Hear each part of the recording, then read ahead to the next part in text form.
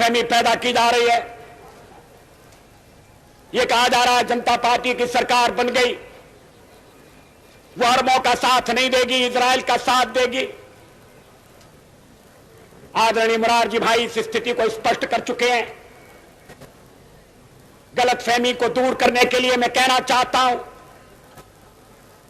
कि हम हर एक प्रश्न को गुण और अवगुण के आधार पर देखेंगे, लेकिन मध्य पूर्व के बारे में यह स्थिति साफ है कि अरबों की जिस जमीन पर इजराइल कब्जा करके बैठा है वो जमीन उसको खाली करना होगी।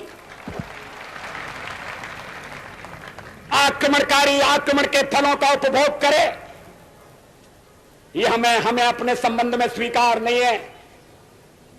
तो जो नियम हम पर लागू है वो औरों पर भी लागू होगा। अरबों की जमीन खाली होना चाहिए। जो फिलिस्तीन है, उनके जो फिलिस्तीनी हैं, उनके उचित अधिकारों की प्रस्थापना होना चाहिए। इजराइल के अस्तित्व को तो सोवियत रूस ने, अमेरिका ने भी स्वीकार किया है, हम भी स्वीकार कर चुके हैं। मध्य पूर्व का एक ऐसा हल निकालना पड़ेगा इसमें आक्रमण का परिमार्जन हो और स्थायी शांति का आधार